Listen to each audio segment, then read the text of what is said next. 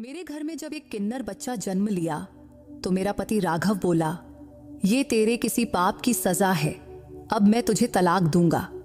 अगर तू इस बच्चे को घर से बाहर नहीं निकालेगी तो। मैंने उस नन्ही जान को शिव मंदिर के बाहर रख दिया और राघव से कहा, मेरा भगवान जरूर कोई चमत्कार करेगा, फिर कल सुबह तक सब ठीक हो जाएगा। इस पर वो हंसा और बोला, ठीक है, सुबह तक का वक्त है तेरे पास, अगर कुछ नहीं हुआ तो मैं तुझे छोड़कर दूसरी शादी कर लूंगा। सुबह की आरती में अभी 10 मिनट बाकी थे, तभी मंदिर के लाउडस्पीकर पर एक घोषणा हुई। वो घोषणा सुनते ही मेरा पति जोर जोर 10 से रोने लगा।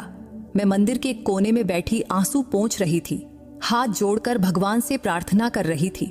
राघव बाहर खड़ा मुझे देखकर हंस रहा था। अब वो इतना क्रूर हो चुका था जितना पहले कभी नहीं था।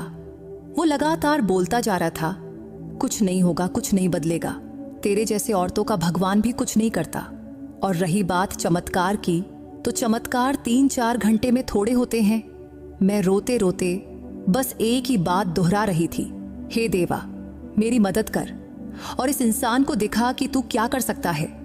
तेरा न्याय सबसे सच्चा है। मेरे बच्चे के नाम पर आज तू अपना चमत्कार दिखा। मैंने उम्र भर तेरी भक्ति की है और तुझसे ही सब मांगा है। मैंने बहुत कुछ सहा है, इसलिए आज मैं तेरी भक्ति का फल मांगती हूँ। जितना मैं रोती गई उतना ही मेरा पति, सास और ननद मुझ पर हंसते गए। मैं पूरी तरह अकेली थी। मेरे पास भगवान शिव के सिवा कोई नहीं था। वक्त बीतता जा रहा था और उम्मीद धीरे धीरे खत्म होती जा रही थी। मैं उठने ही वाली थी कि आरती का समय हो गया। तब सुबह का उजाला फैलने लगा था। मैं सिर झुकाए रो रही थी। तभी मंदिर से हुई एक घोषणा ने सबके होश उड़ा दिए। मेरा दिल अचानक रुक सा गया। सबके चेहरे पर सन्नाटा छा गया। मैं नंगे पांव मंदिर की ओर दौड़ पड़ी, क्योंकि वहीं मेरा चमत्कार, मेरी जीत, मेरी राह देख रही थी। दोस्तों, मेरा नाम आरुषि है। रंग रूप से मैं बहुत सुंदर थी, पर मेरा नसीब कभी मेरे जैसा सुंदर नहीं रहा। उम्र भर लोगों की नफरत भरी नजरें सहनी पड़ी, मानो हम चलते फिरते पाप हों। मैं और मेरी माँ, हम दोनों को एक ही नजर से देखा जाता था। मैंने कभी सपने में भी नहीं सोचा था कि मेरी शादी का फैसला इतनी जल्दी और इतनी बेरहमी से लिया जाएगा। आज भी मेरी माँ की आवाज मेरे कान में गूंजती है। वो कहती थी, जिस लड़की का जन्म बाप के नाम के बिना होता है, उस पर इस दुनिया में कोई रहम नहीं करता।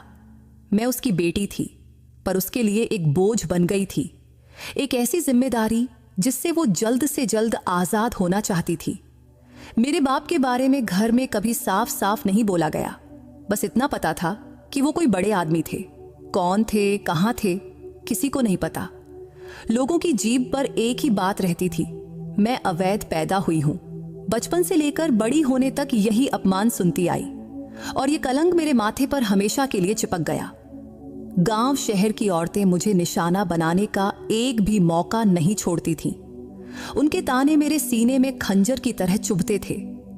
लेकिन मैं क्या करती? मेरी माँ तो इन्हीं लोगों के बीच रहती थी, इन्हीं के घरों में काम करती थी और इन्हीं के ताने सहती थी। मुझे अपने बाप पर सबसे ज्यादा गुस्सा आता था, क्योंकि उन्हीं की वजह से हमारा जीवन ऐसा बना था। मैंने उन्हें कभी देखा नहीं था। अगर कहीं वो जिंदा होते तो शायद हमसे मिलते और फिर हमारा जीवन ऐसा न होता। एक दिन मेरी माँ ने कहा, तेरे लिए रिश्ता आया है। ये बात सुनते ही मेरे सीने में एक अजीब सी बेचैनी भर गई। जिस लड़के का रिश्ता आया था उसका नाम था राघव। मैंने उसका नाम भी पहले कभी नहीं सुना था। माँ ने बताया कि वह उम्र में मुझसे बहुत बड़ा है, देखने में भी खास ठीक नहीं, न पढ़ा लिखा है न कोई नौकरी है। ये सब सुनते ही मेरा दिल बैठ गया। और तो और, उसके पहले 2 शादियां भी हो चुकी थीं। उसकी दोनों बीवियां उसे छोड़कर चली गई थीं। उसके पास न पैसा था, न इज्जत, न संतान, फिर भी मेरे लिए उसका रिश्ता आया था। मेरी माँ ने बस इतना कहा, बेटी, जिन लड़कियों का जन्म बाप के नाम के बिना होता है उन्हें अच्छे रिश्ते कहाँ मिलते हैं। तेरे लिए तो ये एक ही आया है, इसलिए अब मैं देर नहीं करूंगी। मैंने विरोध किया। मैंने कहा, माँ, ये शादी मेरी जिंदगी बर्बाद कर देगी और मैं अपना जीवन यूं बर्बाद नहीं करना चाहती। तुम इसे मना कर दो। पर मेरी माँ ने मेरी एक न सुनी।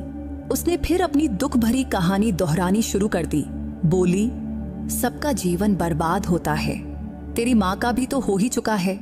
तेरा बाप मुझे छोड़कर चला गया था जब तू पैदा होने वाली थी। अब तेरा भी बर्बाद हो जाए तो मैं क्या करूं? उसके शब्द मेरे सीने में जहर की तरह उतर गए। क्या कि उसकी बातों में कड़वाहट थी, पर सच से भरी हुई थी। उसने भी जीवन में कभी सुख नहीं देखा था। जब मैं पैदा होने वाली थी तभी मेरे बाप ने उसे छोड़ दिया था। शादी हुई भी थी या नहीं, ये आज तक सवाल ही है। मेरी माँ को दुनिया भर के ताने और तकलीफें सहनी पड़ी। वह अनपढ़ थी। उसे लगता था कि जैसा अन्याय उसके साथ हुआ वैसा ही उसकी बेटी के साथ भी होना तय है। उसे ये समझ नहीं आया कि जो उसके साथ गलत हुआ उससे वह अपनी बेटी को तो बचा सकती है। उसके लिए तो यही सच था कि सबके साथ बुरा ही होता है, फिर मेरे साथ हो या तेरे साथ क्या फर्क पड़ता है। मेरी माँ ने अपनी पूरी जिंदगी मेरे लिए कुर्बान कर दी थी। दूसरों के घरों में काम किया, ताने सहती रही और हर सांस सिर्फ मेरे लिए ही ली। पर अब वह थक चुकी थी। उसे बस अब मेरी शादी करके अपनी आखिरी जिम्मेदारी से मुक्त होना था और उसके लिए यही एक रास्ता था, चाहे वह मुझे कहीं भी ले जाए। मेरे मन में 1000 सवाल उठे पर जवाब कोई नहीं था। मैंने माँ से कहा, माँ, तुमने कभी मेरे बारे में सोचा?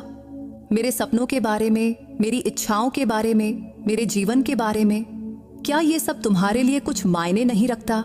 इस पर उसका जवाब था, नहीं बेटी, जिंदगी सपनों पर नहीं चलती, हकीकत को स्वीकार करना पड़ता है।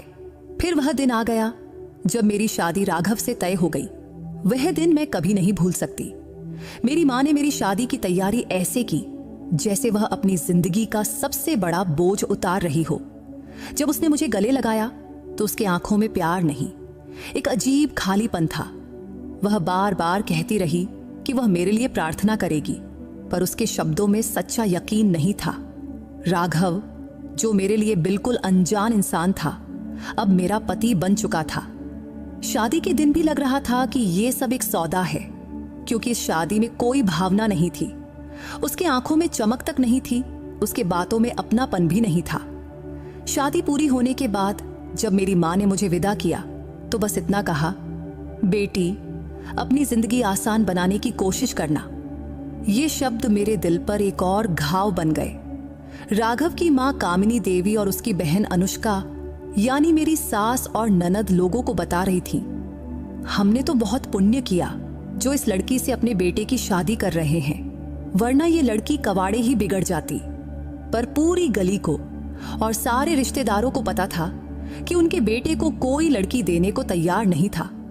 1000 जगह मना होने के बाद ही वे हमारे घर आए थे और मैं जैसी भी थी, मेरी खूबसूरती में कोई कमी नहीं थी। फिर भी वे लोग कहते थे, देखो हमने कितना बड़ा उपकार किया। वे दुनिया के सामने खुद को बहुत नेक दिखाने की कोशिश कर रहे थे। पर मेरे मन में बस एक ही सवाल था, तुम्हें किसने कहा कि मेरे घर रिश्ता लेकर आने को? अगर तुम लोग नहीं आए होते तो शायद आज मेरी जिंदगी बच जाती और एक क्रूर इंसान से मेरी शादी न होती।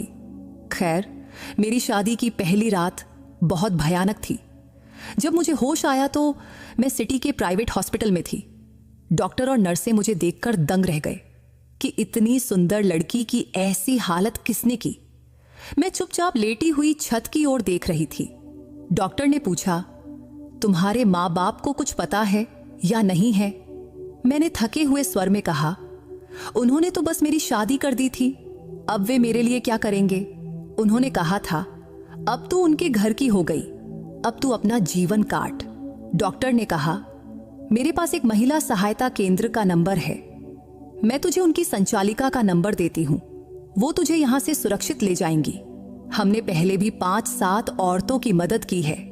फिर वो रुक कर बोली, लेकिन सोच ले, 5-7 तो हजारों में से होती हैं और हजारों औरतों को मदद चाहिए होती है, पर डर की वजह से वे बोल नहीं पाती, सिर्फ 1-2 ही हिम्मत दिखा पाती हैं।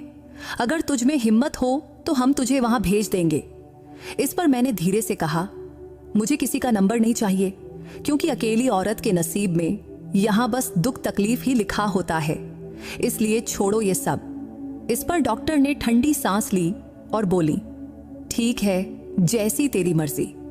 जब मैं हॉस्पिटल से डिस्चार्ज होकर घर लौटी तो मेरे सामने बर्तनों का ढेर रख दिया गया। किसी को ख्याल भी नहीं आया कि मैं अभी नई दुल्हन हूं, बल्कि ऐसा लग रहा था कि मुझे यहाँ बहू बनाकर नहीं, नौकरानी बनाकर लाया गया है। घर में इतना काम था कि मैं सुबह से रात तक काम में डूबी रहती और मेरी ननद और सास बिस्तर पर बैठी आराम करती। नाश्ता पानी खाना सब मैं ही उनके बिस्तर तक लेकर जाती। सबसे बुरी बात यह थी कि इतना करने पर भी वे कभी मेरी तारीफ नहीं करती, बल्कि जब मेरा पति राघव घर आता तो सास ननद दोनों कहती, हम तो सुबह से काम कर रहे हैं, ये रानी साहिबा बस बैठी रहती हैं। फिर वो या तो हाथ उठाता या जुबान से मेरे दिल पर घाव देता। पड़ोस की औरतें एक बार मुझसे बोली, इस घर से पहले भी 2 लड़कियां इसी तरह भाग गई थीं, क्योंकि ये लोग बहू का जीना हराम कर देते हैं। देखते हैं अब तू कितने दिन टिकती है। इस बात पर मैं क्या कहती, क्योंकि मेरे पीछे मायका था नहीं और आगे पति छोड़े तो कहां जाती। इसलिए शादी के बाद मेरा जीवन ठीक वैसा ही हो गया जिसका मुझे हमेशा डर लगता था, क्योंकि राघव क्रूर और स्वार्थी निकला। मेरे लिए हर दिन मुश्किल था, फिर भी अपनी मां की कही बात याद रखती थी। जिंदगी आसान नहीं होती, वो बात मेरी हकीकत बन चुकी थी, क्योंकि जब औरत पूरी तरह फंस जाती है तो अक्सर उसे बुरा पति और बुरा ससुराल ही मिलता है। फिर वो बस यही सोचती है, काश उसे एक बच्चा होता, अपना बच्चा, जिससे वह प्यार कर सके, जिसके साथ खेल सके, जो उसका सहारा बने। पर यही मेरी सबसे बड़ी गलती साबित हुई कि मैं भी यही सब सोचने लगी और मां बनने की प्रार्थना करने लगी। वैसे मेरे पति राघव की पिछली 2 बीवियों से उसे कभी संतान नहीं हुई थी, इसलिए मैं सपने में भी नहीं सोच सकती थी कि मेरे जीवन में ऐसा पल भी आएगा और जो इंसान हमेशा मेरे प्रति कठोर रहा वह अचानक मेरे लिए नरम पड़ जाएगा। जब डॉक्टर ने मुझसे कहा कि मैं मां बनने वाली हूं तो मेरे सीने में एक साथ खुशी और डर दोनों उमड़ आए। लेकिन अपने पति का चेहरा देखकर मैं दंग रह गई, क्योंकि उसके चेहरे पर सच्ची खुशी थी। डॉक्टर के कमरे से बाहर निकलते ही उसने मेरा हाथ थामा। वो पल मुझे सपने जैसा लगा था, क्योंकि उसके हाथ में पहली बार कोमलता थी। वह प्यार से बोला, धीरे चल, कहीं तुझे कुछ हो गया तो। ये सुनकर मैं हैरान रह गई, क्योंकि जिस इंसान के दिल में मेरे लिए कभी कोई भाव था ही नहीं, उसमें ये ममता अचानक कहां से आ गई। घर लौटते ही उसने अपनी मां और बहन को बुलाया। तब उसकी आवाज में वही सख्ती थी जो वह मुझ पर दिखाता था, पर इस बार वो सख्ती मेरे हक की थी। उसने कहा, खबरदार, अब अगर किसी ने मेरी बीवी को तंग किया तो अच्छा नहीं होगा, क्योंकि ये मां बनने वाली है और ध्यान रहे, इसका पूरा ख्याल रखा जाएगा। ये शब्द मुझे सपने जैसे लगे, ऐसा सपना जो मैंने कभी सच होते नहीं देखा था। फिर मेरा पति आगे बोला, अब ये सिर्फ खाना बनाएगी, वो भी सिर्फ 2 महीने, उसके बाद इसे पूरा आराम करना है। बाकी घर का काम तुम लोग संभालो या बाहर से खाना मंगवाओ। मैं रोज फल, दूध और जो भी चाहिए लाऊंगा। ये सुनकर मैं वहीं थम गई।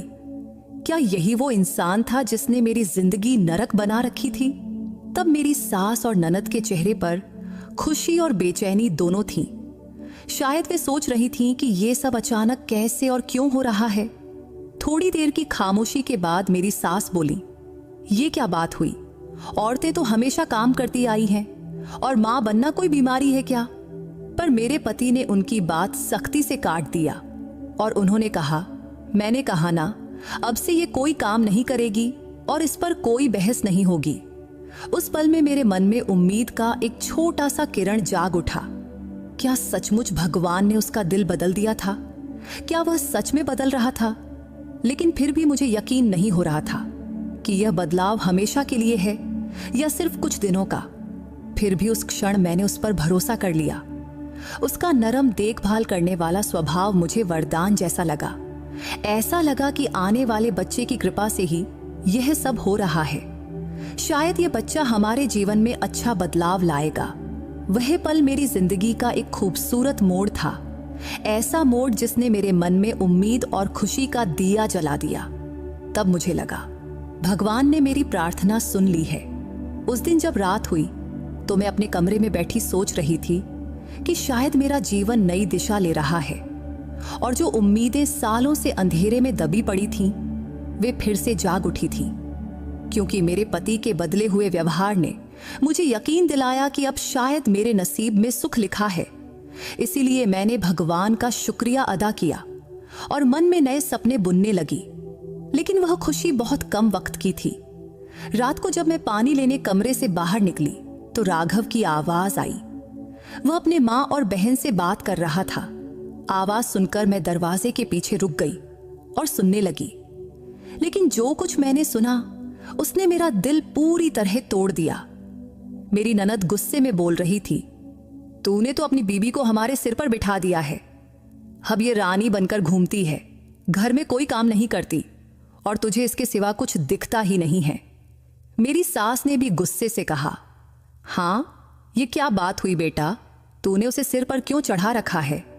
हमने सपने में भी नहीं सोचा था कि यह हम पर राज करेगी। मेरा पति, जो अभी तक मेरे साथ प्यार और नरमी से पेश आ रहा था, वह अचानक बिल्कुल अलग इंसान बन गया और वह हंसते हुए बोला, आप लोग चिंता क्यों करती हैं? ये तो सिर्फ 9 महीने की बात है, बच्चा हो जाएगा, फिर देखना, मैं तो इसे तलाक देकर ही छोड़ूंगा। ये शब्द सुनते ही मेरे दिल की धड़कन रुक सी गई, जैसे मेरे पैरों तले जमीन खिसक गई हो। मैं वहीं खड़ी की खड़ी रह गई, जैसे पत्थर की मूर्ति बन गई हो। सांस लेना भी भूल गई। तभी मेरी सास बोली, तलाक देगा तो दूसरी कहां से लाएगा, क्योंकि इतनी सुंदर लड़की आसानी से नहीं मिलेगी। ये जवान भी है और सबसे बड़ी बात, कभी शिकायत भी नहीं करती। चाहे हम कुछ भी कहें, वो चुपचाप सुन लेती है। इस पर मेरा पति बेफिक्री से बोला, अरे कोई ना कोई तो मिल ही जाएगी। वैसे भी अब इसके लिए मेरे दिल में कोई जगह नहीं बची। फिर थोड़ी देर की खामोशी के बाद मेरी सास बोली, तो ठीक है, 9 महीने सह लेंगे, लेकिन ज्यादा सिर पर चढ़ाने की जरूरत नहीं है। इस पर मेरा पति बोला, अरे माँ, वो थोड़ा खुश रहेगी तो बच्चा स्वस्थ पैदा होगा, क्योंकि हमें तो बच्चे से मतलब है, उससे नहीं।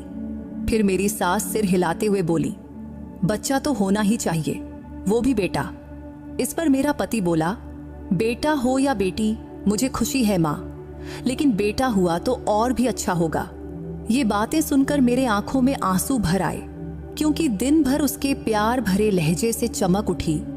मेरी दुनिया एक पल में बुझ गई। मैं सोचने लगी, क्या यही मेरी जिंदगी का सच है? क्या मेरा वजूद सिर्फ एक बच्चा पैदा करने तक ही सीमित है और उसका नरम स्वभाव सिर्फ इसी वजह से था? मैं चुपचाप अपने कमरे में लौट आई। अब मेरे मन में एक अजीब सी उलझन थी। क्या मैं सब अनसुना करके हंसती रहूं या अपनी हकीकत स्वीकार कर लूं और जो नसीब में मिला वही जी लूं? उस रात मुझे नींद नहीं आई, क्योंकि मेरे पति के शब्द बार बार मेरे कानों में गूंजते रहे, हमें तो बच्चे से मतलब है, उससे नहीं। ये बात मेरे सीने में खंजर की तरह चुभ गई थी। अगली सुबह उठते ही मैंने एक पक्का इरादा कर लिया कि मैंने पहले भी कहा था ना कि जिंदगी आसान नहीं होती, लेकिन हिम्मत कभी नहीं छोड़नी चाहिए। और मुझे पता था कि मेरे लिए यह आसान नहीं होगा। फिर भी मैंने मन ही मन भगवान से प्रार्थना की कि वह मुझे इतनी हिम्मत दे कि मैं किसी तरह अपना जीवन संभाल सकूं, क्योंकि अपने पति की बातें सुनकर मेरा दिल पूरी तरह टूट चुका था और जो थोड़ी सी उम्मीद जागी थी वह भी अब खत्म हो चुकी थी। जबकि मैं सोचने लगी थी कि काश थोड़ा और वक्त तो ये उम्मीद जीवित रहती, पर बहुत जल्दी ही सब खत्म हो गया। उन दिनों मेरे पति का मूड कुछ ठीक ठीक रहता था। शायद बच्चे की खबर से उसका दिल थोड़ा नरम पड़ा था। मैंने सोचा, क्यों ना इस मौके का फायदा उठाकर मां से मिलने की इजाजत मांगूं। पहले तो मुझे डर लग रहा था, फिर हिम्मत करके बोली, मुझे अपनी मां से मिलना है। इस पर वह हैरानी से मुझे देखने लगा, जैसे मेरी बात उसे बहुत अजीब लगी हो। फिर शांत स्वर में बोला, ठीक है, सुबह मैं तुझे छोड़ दूंगा, लेकिन शाम तक लौट आना, या मैं खुद तुम्हें लेने आ जाऊंगा। इस पर मैंने फौरन खुशी से कहा, ठीक है। तब मन में एक अजीब सी शांति हुई कि आज मैं अपनी मां से मिल पाऊंगी, थोड़े समय के लिए ही सही। वही मां जो हमेशा मेरे लिए मजबूत सहारा बनने की कोशिश करती थी। हमारे रिश्ते में दूरी आ गई थी, फिर भी वह मेरी माँ ही थी। उसी माँ ने मुझे इस कठोर रिश्ते में धकेला था, फिर भी वह मेरे दिल के सबसे करीब थी। जब मैं अपनी माँ के घर पहुंची और उन्हें बताया कि मैं माँ बनने वाली हूं, तो वह खुशी से उछल पड़ी, मुझे जोर से गले लगाया, सिर पर हाथ फेरा और बोली, सब ठीक हो जाएगा बेटी, भगवान तेरे लिए जरूर अच्छा रास्ता निकालेगा। इस पर मैंने हिचकिचाते हुए पूछा, माँ तुमने कभी पापा को ढूंढने की कोशिश नहीं की? अगर मिल जाते तो हम उनसे अपना हक मांग लेते। मेरे सवाल पर माँ के चेहरे पर एक गहरी छाया उतर आई, आंखों में पुराना दर्द झलकने लगा। वह कुछ पल चुप रही, जैसे बीते दिनों की यादों में खो गई हो। फिर वो धीरे से बोली, उसे कहाँ ढूंढती, वह तो एक राहगीर था जो मेरी जिंदगी में सपने की तरह आया और चला गया। मुझसे प्यार किया, शादी की, कुछ दिन साथ रहा, कहता था कि मुझे अपने साथ ले जाएगा, कहता था कि वह किसी बड़ी हवेली का मालिक है। फिर एक दिन किसी का फोन आया कि उसकी माँ बीमार है, फिर वह चला गया और कभी लौटा ही नहीं। इस पर मैंने हैरानी से पूछा, मतलब माँ तुम्हें उनके बारे में कुछ भी पता नहीं चला? इस पर मेरी माँ ने थकी हुई मुस्कान दी और बोली, मुझे तो सिर्फ उसका नाम याद है, न पता, न शहर, न फोन नंबर। ऐसे में मैं उसे कहाँ ढूंढती? तभी मेरे मन में एक इच्छा जागी, कम से कम उनका नाम तो पता चले। जो आदमी मेरा बाप था उसका नाम क्या था? इसलिए मैंने हिचकते हुए पूछा, माँ आज तो मुझे मेरे पापा का नाम बता दो। इस पर मेरी माँ ने पहले गहरी सांस ली और धीरे से बोली, तेरे पापा का नाम समर मेहता था। ये नाम सुनते ही मेरे सीने में एक अजीब सी हलचल हुई, पर इस नाम का कोई मतलब नहीं था, क्योंकि शायद ये नाम मेरे वजूद का हिस्सा बन सकता था, पर नहीं बना। ये नाम भी मेरी जिंदगी के उस खाली कोने में शामिल हो गया जिसे मैं कभी भर नहीं पाई। इसके बाद मैं कुछ देर माँ के पास चुपचाप बैठी रही। माँ के चेहरे पर जिंदगी की सारी कठोरता साफ दिख रही थी और मेरे मन में एक अनोखी दुविधा चल रही थी, आखिर इस नाम के बाद मैं करूंगी भी क्या? मेरे लिए तो यही जिंदगी का सच था जिसे किसी तरह सहना था। शाम तक मेरा पति मुझे लेने आने वाला था, इसलिए मैंने माँ को अलविदा कहा और सोचा कि जिंदगी का यह चक्र यूं ही घूमता रहेगा और मेरी उम्मीदें, मेरे सपने कहीं पीछे रह जाएंगे। इसके बाद 9 महीने किसी तरह अच्छे से गुजर गए, पर भगवान को क्या मंजूर था कौन जाने। जब मेरा बच्चा हुआ तो मेरे पैरों तले जमीन खिसक गई। मेरी बेटी हुई थी, लेकिन उसके हाथ पांव पूरी तरह अलग हालत में थे। जब मेरे पति ने बच्ची को देखा तो उसका चेहरा उतर गया। वह बोला, बच्चा तो हुआ पर बेकार है, इसे कौन संभालेगा, इसका कौन देखभाल करेगा? मेरे पति की बात मेरे सीने में तीर की तरह चुभी। मुझे इतना दर्द हुआ कि बयां नहीं कर सकती। उम्र भर मैं एक बाप की छांव के बिना बड़ी हुई थी और अब खुद मां बन गई थी, फिर भी कोई छांव नहीं थी। मैंने कहा, ठीक है, आपको नहीं चाहिए तो मैं इसे मंदिर के बाहर रखाती हूं, कोई उठा लेगा या भगवान कोई रास्ता निकालेगा। इस पर मेरा पति ठंडे लहजे में बोला, बहुत अच्छा सोचा तूने, मुझे तो इसे घर में रखना ही नहीं था, अब जा मंदिर के बाहर रखा। मेरी सास ननद भी कठोर बोल बोलती रहीं। उनके बोल मेरे दिमाग को सुन्न कर रहे थे और फिर मैंने वह भयानक दर्दनाक फैसला ले लिया। रात की सन्नाटे में मैंने अपनी नन्ही निष्पाप बेटी को शिव मंदिर के बाहर रख दिया। लौट कर आई तो मेरा पति बोला, बहुत अच्छा किया तूने। इस पर मैंने जवाब दिया, भगवान जरूर कोई ना कोई रास्ता दिखाएंगे। वह हंसकर बोला, अरे वाह, तुझे अपने भगवान पर बहुत यकीन है लगता है। अच्छा चल, देखते हैं तेरा भगवान क्या करिश्मा करता है। उसने मुझे सुबह की आरती तक का वक्त दिया था। वह बोला, अगर उस वक्त तक कोई चमत्कार न हुआ तो तू भी इस घर से निकल जाएगी। मैंने पूजा की थाल सजाई। मेरी जिंदगी में कोई नहीं था, न अपना, न साथी, न दोस्त, सिर्फ भगवान था। तो मैं उसी से मदद मांग रही थी।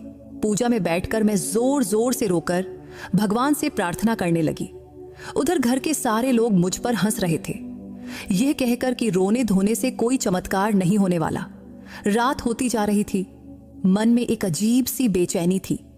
जब मैं अपनी बेटी को मंदिर के बाहर रखकर आई थी तो जैसे सीने पर पत्थर रख दिया गया हो।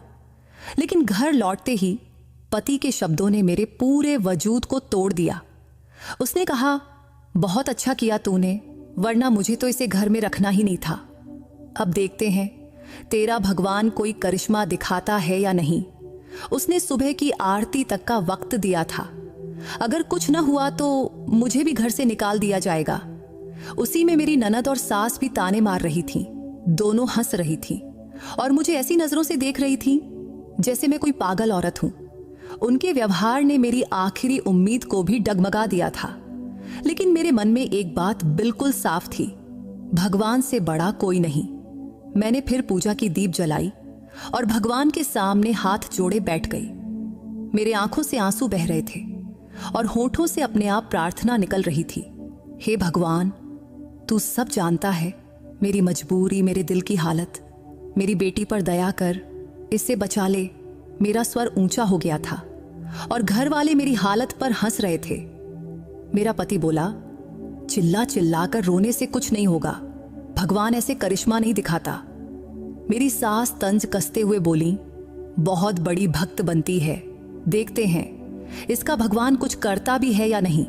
लेकिन मैं अब दूसरे लोक में थी। मेरी प्रार्थना रुकने का नाम नहीं ले रही थी। दिल की गहराई से सिर्फ एक पुकार निकल रही थी, हे भगवान, मेरी निष्पाप बेटी को किसी तरह बचा ले। रात का हर पल मेरे लिए प्रलय जैसा लग रहा था। सुबह नजदीक आ रही थी और मेरी हिम्मत टूटती जा रही थी। मन में डर था, अगर चमत्कार ना हुआ तो क्या होगा? क्या सचमुच मुझे इस घर से निकाल देंगे? क्या मेरी बेटी हमेशा के लिए अंधेरे नसीब की शिकार बन जाएगी? मेरे पति का हास्य अभी भी कानों में गूंज रहा था। वह अपनी मां से कह रहा था, ये अब किसी काम की नहीं रही, कल ही इसे घर से निकाल दो, मैं एक सुंदर लड़की ढूंढ लूंगा। मेरी सास भी उसका साथ दे रही थी। तू चिंता मत कर बेटा, मैं तेरे लिए ऐसी बहू लाऊंगी कि सब दंग रह जाएंगे। ये तो अब किसी काम की नहीं रही। उनके ये शब्द मेरे सीने में पानी की तरह उतरते रहे। फिर भी मैं शांतिपूर्वक पूजा पर बैठी रही और रोते रोते भगवान से प्रार्थना करती रही। रात का काफी वक्त बीत चुका था, सुबेर होने वाली थी। बाहर अंधेरा कम हो रहा था, लेकिन मेरे मन का अंधेरा और गहरा होता जा रहा था। तभी मेरा पति फिर ताना मारते हुए बोला, कुछ नहीं होने वाला, जा, अब तू अपना सामान बांध ले, सुबह तू इस घर से निकल जाएगी। लेकिन मैंने माथा भगवान के सामने जमीन पर पटकते हुए प्रार्थना करने लगी, हे भगवान, ये दुनिया अब मेरे लिए नहीं रही, तू ही मेरा सहारा है, इसलिए मेरी बेटी के लिए कुछ कर, कोई चमत्कार दिखा, वरना हम दोनों माँ बेटी को मौत दे। तभी अचानक मंदिर में एक घोषणा, एक ऐलान गूंजी। एक व्यक्ति जिनका नाम समर मेहता है, अपने साथ एक छोटा सा बच्चा लिए हुए हैं और वे पूछ रहे हैं कि क्या कोई इस बच्चे को पहचानता है? अगर कोई पहचानता हो तो तुरंत मंदिर में आए। ये घोषणा सुनते ही मेरी सांसें थम गई। ये नाम सुनते ही मेरा दिल जोर जोर से धड़कने लगा। समर मेहता, यही वह नाम था जो मां ने सालों बाद मुझे बताया था, यानी मेरे पापा का नाम। मुझे लगा जैसे पैरों तले जमीन खिसक गई। मेरे पति और सास हैरानी से मुझे देखने लगे, लेकिन मैंने किसी की परवाह नहीं की और नंगे पांव दौड़ने लगी। अब मेरे दिमाग में सिर्फ एक ही बात गूंज रही थी, मेरी बेटी और मेरे पापा। पूरी रात के आंसुओं के बाद लगा जैसे भगवान ने मेरे लिए दरवाजा खोल दिया हो। मेरा मन डर और उम्मीद के बीच कांप रहा था, लेकिन मेरे कदम रुकने को तैयार नहीं थे। सांसें फूल रही थीं, पर मैं रुकने वाली नहीं थी।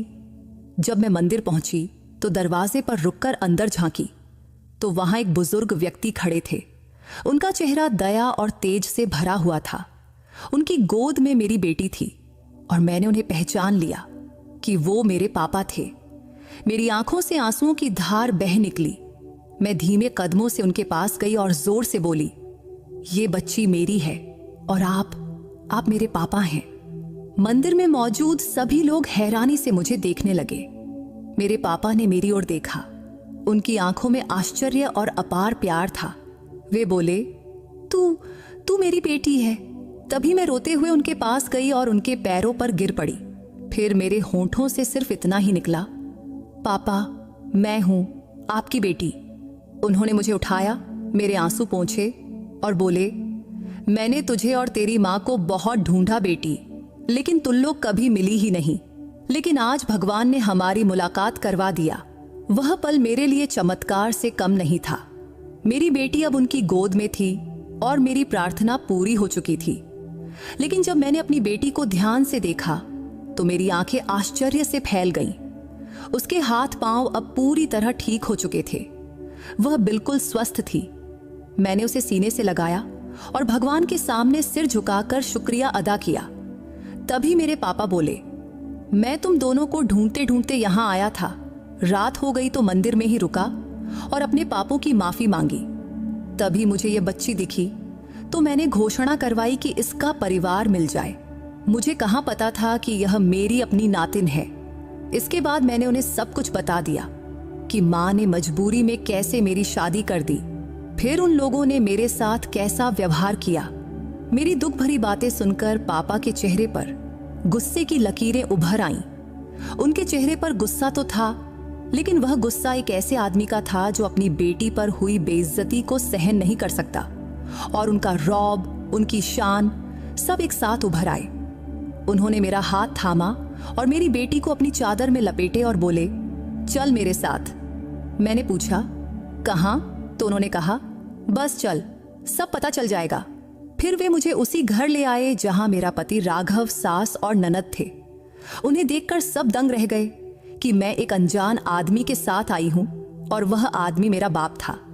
मेरा पति मेरी बेटी को देख रहा था, जो अब पूरी तरह स्वस्थ थी और आंखें खोलकर सबकी ओर देख रही थी। मैंने उसे कहते सुना था कि अगर बेटी भी हुई तो मुझे बहुत खुशी होगी। और अब जब वह बेटी को ठीक देखकर पिघलने लगा था और मेरे पास आने लगा, तभी मेरे पापा ने हाथ के इशारे से उसे रोक दिया। हम गाड़ी से आए थे। पापा के साथ उनके 3 आदमी भी थे। शायद वे उनके अंगरक्षक थे। वे साधारण इंसान नहीं थे। उनके व्यवहार और व्यक्तित्व से सबके चेहरे पर आश्चर्य और अविश्वास छा गया था। तभी पापा ने एक ऊंची आवाज के साथ कहा, मेरा नाम समर मेहता है और हमारा खानदान बड़े घराने में गिना जाता है। मैं न जाने कितनी जमीन और संपत्ति का मालिक हूं, और तू अगर मेरी बेटी का पति है और मेरा दामाद, जो अभी तक आराम से बैठा था। इतना सुनते ही मेरा पति तुरंत नम्रता से खड़ा हो गया और डरते हुए बोला, जी, ये मेरी बीबी है और ये मेरी बेटी। तभी पापा के चेहरे पर गुस्से की लकीरें और गहरी हो गईं। फिर उन्होंने कठोर स्वर में पूछा, तो ये बेटी तेरी है, फिर मंदिर में ये क्या कर रही थी और तूने मेरी बेटी पर हाथ कैसे उठाया? इस पर मेरे पति का चेहरा सफेद पड़ गया। वह कुछ बोल भी न सका, बस चुप खड़ा रहा। तभी पापा ने अपने एक आदमी को इशारा किया तो वह तुरंत अंदर आया और हथियार संभालते हुए पति की ओर बढ़ा। फिर पापा बोले, अभी के अभी इसी वक्त मेरी बेटी को इस रिश्ते से आजाद कर, वरना मैं तुझे जिंदगी से आजाद कर दूंगा। मेरा पति, जो खुद को हमेशा शेर समझता था, वह तुरंत मेरे पापा के पैरों पर गिर पड़ा और कांपते स्वर में बोला, नहीं साहब, मैं कसम खाता हूं, आपकी बेटी को मैं बहुत सुख दूंगा और हमेशा खुशी रखूंगा। इस पर पापा ने ठंडे मगर तीखे लहजे में कहा, तू किसे सुख देगा? वैसे तेरे पास जिंदगी कितनी बची है बूढ़े? तुमने मेरी जवान बेटी से शादी करने की हिम्मत कैसे की? तब उनकी आवाज में इतनी सख्ती थी कि मेरे पति के पसीने छूट गए। फिर पापा ने कठोर स्वर में आदेश दिया, तू अभी के अभी तुरंत मेरी बेटी को तलाक दे, वरना तेरे लिए बहुत बुरा होगा। तभी डर और संकोच से मैंने देखा तो मेरा पति तलाक देने को तैयार हो गया। फिर पापा ने मेरी सास और ननद की ओर देखा। दोनों चुप थीं, सिर झुकाए बैठी थीं। तभी मेरे पापा ने जेब से नोटों की एक मोटी गड्डी निकाला और मेरे पति के मुंह पर दे मारा। फिर बोले, ये उन दिनों की कीमत है जब मेरी बेटी तेरे घर में रही थी, अब ये पैसे गिनता रहे। फिर मेरी ओर मुड़े। तब उनकी आंखों में अपार प्यार था। उन्होंने मेरा सिर थपथपाया और बोले, बेटा, ये इंसान तेरे लायक नहीं था। अब मैं तेरे लिए ऐसा वर ढूंढूंगा कि सारी दुनिया देखेगी। मेरी आंखों से आंसू बह रहे थे, पर ये आंसू दर्द के नहीं थे, बल्कि ये पिघलते दुख और आजादी के थे। मेरे सारे गम एक पल में खत्म हो गए थे। पापा ने मुझे अपने पास खींचा, मेरी बेटी को गोद में लिया, मेरा हाथ थामा और गर्व से मुझे उस घर से बाहर ले गए। वह पल मेरी जिंदगी का नया आरंभ था। तब मुझे ऐसा लगा जैसे भगवान ने मेरी प्रार्थना सुन ली और मेरे हक में फैसला सुना दिया। फिर हम सीधे माँ के घर पहुंचे। तब मेरे मन में डर भी था और खुशी भी। मैं सोच रही थी जब माँ पापा को देखेगी तो क्या होगा, लेकिन जैसे ही हम दरवाजे पर पहुंचे मैंने दस्तक दी। फिर दरवाजा खुला तो मेरी माँ सामने थी। मुझे और पापा को एक साथ देखकर वह स्तब्ध रह गई। तब उसकी आंखों में आश्चर्य भी था और खुशी भी, लेकिन अगले ही पल उसकी आंखों से आंसू रुकने का नाम नहीं ले रहे थे। वह फूट फूट कर रोने लगी। तभी पापा आगे बढ़े। उन्होंने माँ के आंसू पोंछे और बोले, मैंने तुझे कभी छोड़ना नहीं चाहा था, लेकिन हालात ने मुझे मजबूर कर दिया था। आज मैं वापस आया हूं, हमेशा हमेशा के लिए। दोनों को एक दूसरे से लिपटते देख मेरा मन भर आया। मेरी आंखों से भी आंसू बहने लगे, क्योंकि वह दृश्य सपने सा था। फिर पापा ने मुझे और माँ को एक साथ गले लगाया और बोले, अब बीता हुआ कल पीछे छोड़ दो, हम नई जिंदगी शुरू करेंगे। फिर वे हमें बंबई ले गए। वहां उनकी बहुत बड़ी हवेली थी। उनकी पहली पत्नी गुजर चुकी थी और उनके बच्चे अब बड़े और शादीशुदा थे। पापा ने बताया, मुझे तुम दोनों से दूर करने वाले मेरे माँ बाप थे, लेकिन अब वे इस दुनिया में नहीं हैं और अब तुम मेरी जिंदगी में फिर से हो और मैं तुम्हें कभी नहीं छोड़ूंगा। हवेली पहुंचते ही हमें वह सम्मान और सुख मिला जिसका हमने सपने में भी नहीं सोचा था। मेरी बेटी के लिए अलग नौकरानी रखी गई जो दिन रात उसकी देखभाल करती। मेरे लिए डॉक्टर बुलाए गए। उन्होंने मेरा जांच करके कहा, तुम बहुत कमजोर हो, लेकिन अच्छा खाना और पूरा आराम मिले तो सब ठीक हो जाएगा। फिर पापा ने हमें वह सब दिया जिसकी हमने कभी कल्पना भी नहीं की थी। मेरी बेटी के लिए नए कपड़े, नए खिलौने, झूले, यहाँ तक कि सोने के कंगन और अंगूठियां भी। मेरे माँ के लिए खूबसूरत साड़ियां और गहने, मेरे लिए नए वस्त्र और पूरा आराम। हवेली के खाने में ऐसे ऐसे पकवान परोसे जाते कि हम देखते रह जाते। हर रोज स्वादिष्ट और लजीज भोजन। बस एक हफ्ते में हमारी हालत बदल गई। कमजोरी की जगह ताजगी, तकलीफ की जगह सुकून आ गया। जो कुछ भी जिंदगी ने हमसे छीना था वह हमें कई गुना होकर वापस मिल गया। पापा ने अपने प्यार और जिम्मेदारी से हमें वह इज्जत और मान सम्मान दिया जो सचमुच हमारा हक था। बंबई पहुंचते ही उन्होंने हमारा परिचय पूरे परिवार से करवाया। वहां मेरी मुलाकात एक लड़के से हुई। सब कुछ मेरे लिए बिल्कुल नया और सुखद था। जैसे दुख के एक लंबे अध्याय के बाद जिंदगी ने मुझे फिर से हंसना सिखाया हो। वह मेरी ही उम्र का जवान लड़का था, किसी राजकुमार सा सुंदर और आकर्षक। मेरे पापा मुझे उससे मिलवाते हुए बोले, ये करण मल्होत्रा है और मैं चाहता हूं कि तेरा विवाह इसी से हो। ये तुझे और तेरी बेटी को दिल से अपनाने को तैयार है। करण सचमुच बहुत अच्छा इंसान था, अमीर, जिम्मेदार और संवेदनशील भी। लेकिन इस बार मैं कोई जल्दबाजी में फैसला नहीं करना चाहती थी, इसलिए मैंने पापा से थोड़ा वक्त मांगी और उन्होंने मेरी इच्छा का पूरा सम्मान किया। अगले कुछ दिन हमने एक दूसरे को समझने में बिताए। बातों बातों में मैंने उसे अपनी जिंदगी के सारे दर्दनाक अनुभव बता दिए। वह मेरे साथ बहुत प्यार, समझदारी और संवेदनशीलता से पेश आता था। एक दिन उसने कहा, अगर तुम्हारा पहला पति मेरे सामने होता तो मैं उसे उसके व्यवहार की सजा जरूर देता। हमारे घर की कोई भी लड़की ऐसा बर्ताव बर्दाश्त नहीं करती, लेकिन अगर तू चाहे तो मैं उसे आज भी सबक सिखा सकता हूं। इस पर मैं हंसकर बोली, नहीं, जो हुआ उसे भूल जाना चाहिए। हम अपनी जिंदगी आगे बढ़ाएं और बीता हुआ पीछे छोड़ दें। इसके बाद करण और मुझ में गहरी दोस्ती हो गई। वह सिर्फ मुझसे ही नहीं, मेरी बेटी से भी बहुत प्यार करने लगा। उसे गोद में लेकर घंटों खेलता और उसकी छोटी छोटी बातों से मुझे अपार खुशी मिलती। पापा ने मेरी बेटी का नाम अनन्या रखा था और उसके लिए हर संभव सुविधा उपलब्ध कर दी थी। एक दिन करण ने मुझसे कहा, मैं तुम्हारा राह हमेशा देखता रहूंगा। जब तुम कहोगी तभी हम शादी करेंगे। चाहे जितना भी वक्त ले लो, ये फैसला पूरी तरह तुम्हारा होगा। उसकी यह बात मेरे दिल की गहराई तक छू गई। उसका सच और उसका प्यार धीरे धीरे मेरे दिल में जगह बनाने लगा। कुछ दिनों बाद मैंने मन की आवाज सुनी और हाँ कह दिया। फिर मेरे पापा ने बहुत खुशी से हमारा विवाह करवा दिया। ये मेरे लिए एक नई जिंदगी की शुरुआत थी करण के साथ। अब मेरी जिंदगी खुशियों से भर गई। वह मेरी बेटी के लिए एक आदर्श पिता बन गया और मेरे लिए ऐसा साथी जो मेरे सारे दुख समेटकर मुझे खुशियों की रोशनी में खड़ा कर देता था। शादी के बाद मुझे समझ आया कि जब कोई मर्द सचमुच दिल से प्यार करता है तो वह औरत को कितना सम्मान और अपनापन देता है, क्योंकि वह मेरे हर दुख और हर मुस्कान का हिस्सा बन गया था। मुझे जरा सी भी तकलीफ होती तो वह बेचैन हो जाता। उसके प्यार और देखभाल का अंदाज ऐसा था कि कई बार मुझे लगता कि शायद मैं सपना देख रही हूं। मेरे पापा ने सच कहा था कि वे मेरा विवाह किसी राजकुमार से करेंगे और करण ने मुझे सचमुच राजकुमारी की तरह रखा। अब मेरी जिंदगी खुशियों से भरी हुई थी और मैं हर पल भगवान का शुक्रिया अदा करती थी।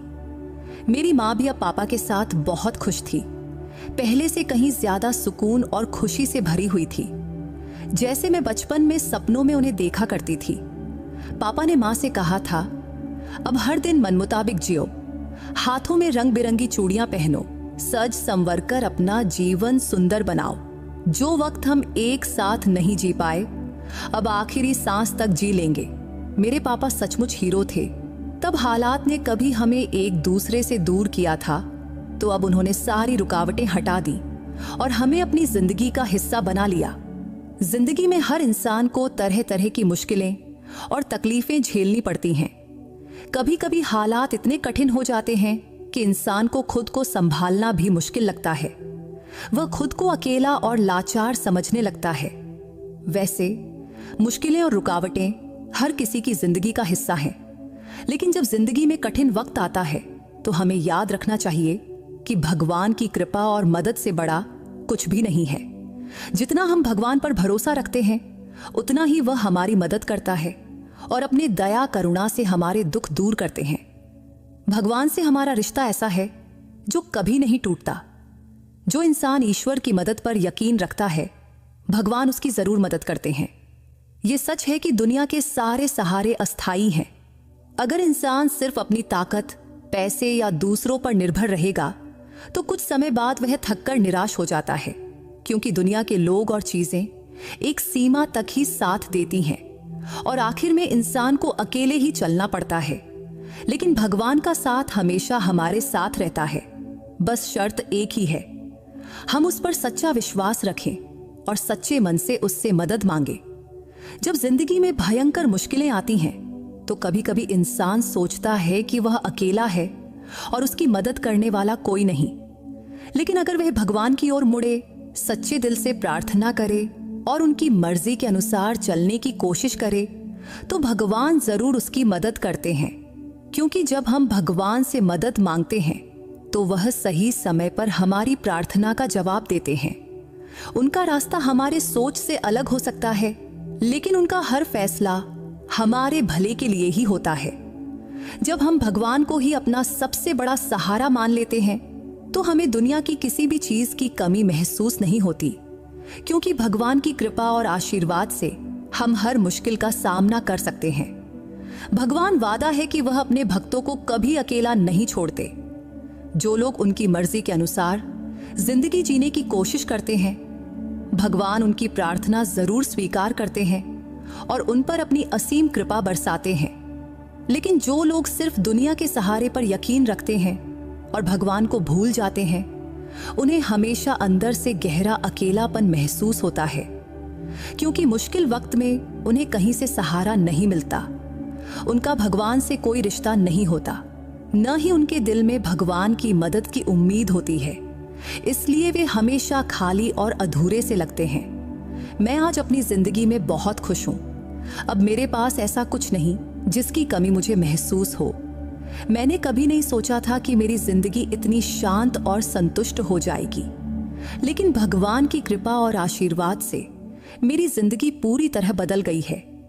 आज जिस मुकाम पर मैं खड़ी हूं, वह सब भगवान की दया का फल है। अब मेरी जिंदगी में शांति है, खुशी है और प्यार है।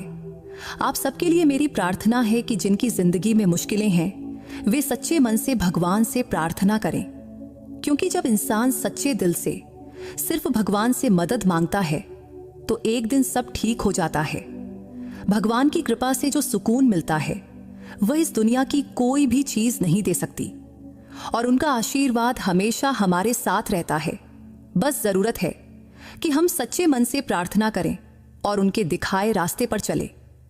कठिन हालात में भी अगर हम भगवान पर यकीन रखें, उनसे प्रार्थना करें और सही राह पर चलें, तो वह हमें हर स्थिति में शांति और खुशी देते हैं।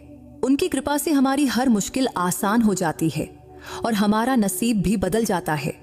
दुनिया का सहारा अस्थायी हो सकता है, लेकिन भगवान का साथ और सच्चा प्यार हमेशा अटूट रहता है। आपके नसीब को बदलने की ताकत उसी विश्वास में है जो आप खुद पर और भगवान पर रखते हो। तो दोस्तों, कैसी लगी आरुषि की कहानी? कमेंट में जरूर बताना।